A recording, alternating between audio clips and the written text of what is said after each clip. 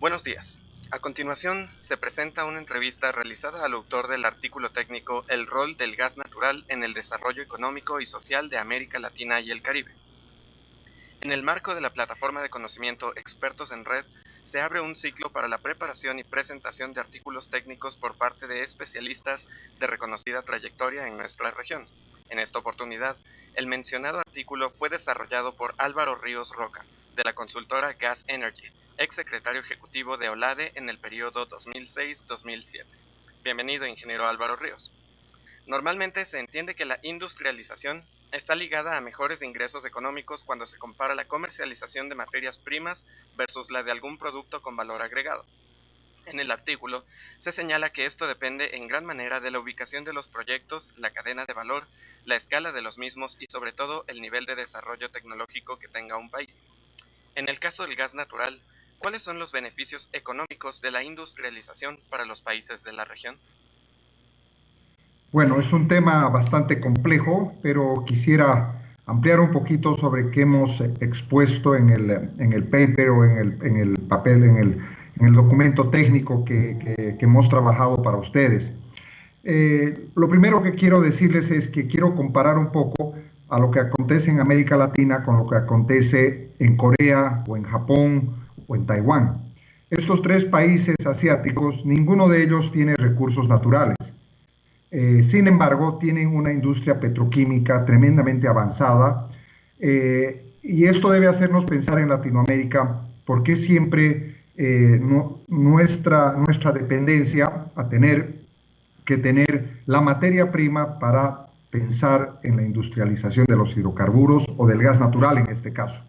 Entonces, lo que los taiwaneses, los coreanos y los japoneses han hecho es una cosa que debería hacernos pensar mucho, que no es necesario muchas veces tener la materia prima, sino encadenar, hacer que la cadena de valor sea ampliada muy fuerte con el uso amplio de procesos tecnológicos y de inversiones fuertes en la cadena de valor. Es decir, no llegar a la petroquímica básica, sino encadenar toda la cadena de productos más allá para terminar con resinas y polímeros y plásticos y todo lo que usted quiera de alto valor agregado para los usos finales. ¿Esto qué quiere decir? Que el precio de la materia prima deja de tener importancia y se está trabajando en lo que es la cadena de valor. Entonces, de esa manera, los países como Taiwán, Corea, Japón, pueden importar olefinas o pueden importar petróleo, naftas o gas natural, lo que sea, y pueden hacer una industria petroquímica competitiva. Entonces, la cadena de valor es sumamente importante comparado al pensamiento un poco nostálgico que tenemos en la región, que únicamente cuando tenemos materia prima podemos hacerlo. ¿Por qué? Porque lo único que le estamos dando valor es a la materia prima y no hacia el conocimiento y al desarrollo tecnológico, científico, para encadenar la cadena de valor en lo que es la petroquímica y la industrialización. El otro tema fundamental es la economía de escala. ¿Qué tenemos que hacer? El momento en que nosotros hacemos proyectos pequeños en la región, perdemos la visión de la economía de escala. Entonces, estos complejos, estas plantas, complejos petroquímicos, tienen que ser de la mayor escala posible. Es decir, que el costo unitario, tenemos que ir viendo nuestro costo para ser competitivos en el mundo, en un mundo globalizado, atender nuestro mercado interno, nuestro mercado regional y salir al mundo con exportaciones competitivas. Entonces, las plantas deben ser de escala y deben ser de última tecnología, especialmente si son nuevas. Adicionalmente a esto está la ubicación, ¿sí? Una planta, un complejo petroquímico tiene que estar ubicado de manera que pueda acceder a la materia prima, por supuesto, si es que se la necesita, ya sea importada o producida, pero debe tener un acceso a los mercados, es decir, a mercados que tengan transporte barato, porque contrario a lo que es el perfume, la petroquímica maneja mucho volumen y poco margen económico. Entonces, el transporte, si estamos mal ubicados, las plantas o los complejos petroquímicos están mal ubicados, los márgenes de transporte van a erosionar los pequeños márgenes que se tienen en la industrialización o en el desarrollo de la petroquímica. Y finalmente, un último punto también súper importante es el que tengamos que hacer que estos o estas plantas no se hagan como pequeñas islas aisladas, que estar encadenadas o conglomeradas en complejos petroquímicos como lo hacen Taiwán, Corea, Japón y muchos otros países, en Estados Unidos, Canadá, donde las plantas están ubicadas en complejos petroquímicos prediseñados para encadenar la cadena de valor. Esto, por ejemplo, no está ocurriendo en Perú, donde se quieren construir plantas aisladas, una en el norte, otra en el sur, otra al centro, en función de lo que muchas veces quiere un privado. Para esto, entonces, es muy importante el rol del Estado, el rol de las instituciones de aglutinar, tal como si fuese un parque industrial. Tenemos que aglutinar la petroquímica, los procesos de industrialización del gas en complejos petroquímicos. Bolivia, por ejemplo, también está cometiendo un serio error.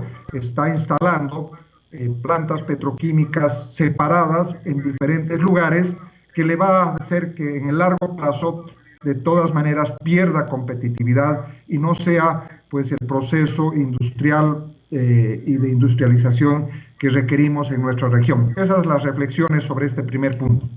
Nos ha hablado de algunos factores que intervienen en estos procesos de industrialización.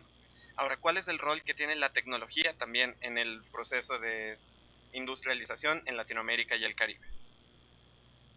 Bueno, este tema es aún de mayor gravitación que el anterior. Y quiero referirme a una planta petroquímica. Puede ser amoníaco, puede ser urea, puede ser metanol, puede ser petroquímica del etano a través del etileno, polietileno.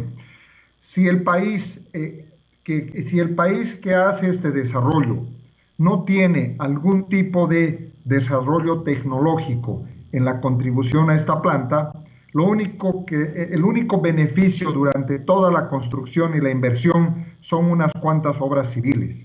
Entonces, pasamos de importar una planta que vale $1.000 millones, probablemente $50 millones queden en el país en contratistas para hacer las bases civiles, las obras civiles, un poco de soldadura, o $100 millones, un 10%. El resto se va a los países industrializados. En este contexto es que toda esa inversión que se habla se sale fuera del país y no queda dentro del país o de la región.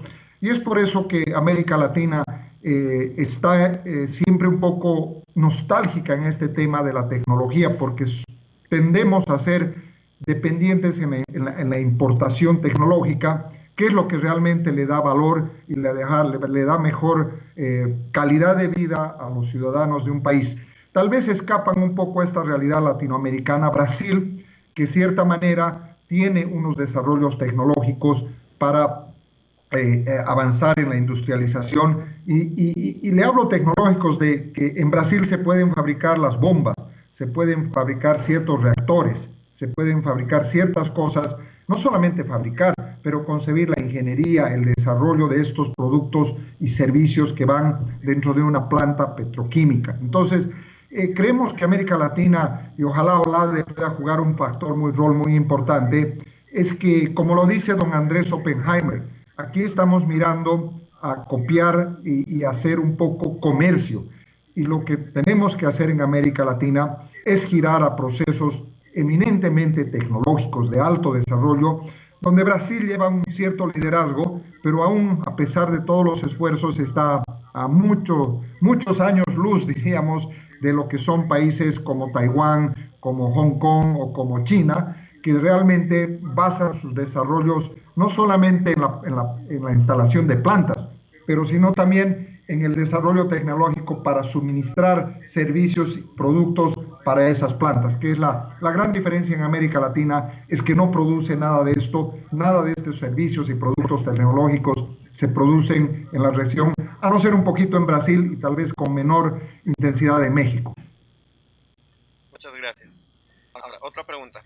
¿Por qué hay casos de países donde la economía ha crecido significativamente gracias a la industrialización y otros en los que no se ha dado este crecimiento? Bueno, un país interesante de analizar es Trinidad y Tobago, y que lastimosamente no me gusta empezar por un ejemplo, pero esta vez lo voy a hacer. Trinidad y Tobago es un país pequeño, con una población muy baja, donde ha podido combinar lo que se llama exitosamente el desarrollo del gas natural, que es decir, vender una parte como energía y destinar otra parte para un proceso de industrialización. Entonces, estas dos cadenas en Trinidad y Tobago, la exportación de gas con muy buenos precios, más el proceso industrial de tener exportaciones de urea y metanol principalmente, con una baja población, le ha dado al país buenos ingresos para que pueda hacer. Pero este mismo desarrollo en Brasil no tendría ningún impacto porque la población es 200 veces mayor. Entonces, lo que sí tenemos que ver es que si Trinidad y Tobago hubiera encadenado la cadena de valor y no se hubiera quedado solamente en lo que es urea y metanol y hubiera integrado tal cual lo hace Taiwán, Corea o Japón, como hemos explicado anteriormente, el desarrollo de Trinidad y Tobago y el crecimiento, el desarrollo, todo lo que hubiera hecho hubiera sido multiplicado por 10 o 15 veces. Lastimosamente, el caso de Trinidad y Tobago nos hace ver que en América Latina nos quedamos únicamente en los procesos de industrialización básicos y no vamos a la cadena de valor ampliada, que es lo que ya he estado mencionando. Entonces, este tema es de importancia también para que la región reconozca que si bien le dan la industrialización, le da un pequeño paso adelante, no es de ninguna manera un factor contribuyente el tener una planta de petroquímica básica para decir con esto ya hemos levantado el bienestar de los bolivianos. Necesitamos encadenar la cadena de valor, generar más tecnología y desarrollos tecnológicos dentro del país. Caso contrario, nos quedamos solamente como exportadores o de materia prima o de petroquímica muy básica, tal cual lo hacen varios países en la región, como México, Brasil, que básicamente se han quedado en la petroquímica básica y no llegamos a los procesos de encadenamiento ampliado que he comentado en la primera parte de esta entrevista. Muchas gracias. Para cerrar, en el artículo usted menciona que el gas natural es el energético del siglo XXI. ¿Cuál es el panorama para el desarrollo de este recurso en la región y qué rol se espera de otros recursos energéticos? Bueno, el gas natural sin duda es el energético del siglo XXI por una razón principal, fundamental. Primero es abundante, ¿sí? La región, varios países del mundo cuentan con recursos de gas convencional, aquel en cual buscamos una trampa para encontrar el gas y para sacarlo a la superficie. Sin embargo, desde hace 6 años se ha dado un nuevo fenómeno que todo el mundo lo conoce, con las nuevas tecnologías de fracturamiento, perforación horizontal, para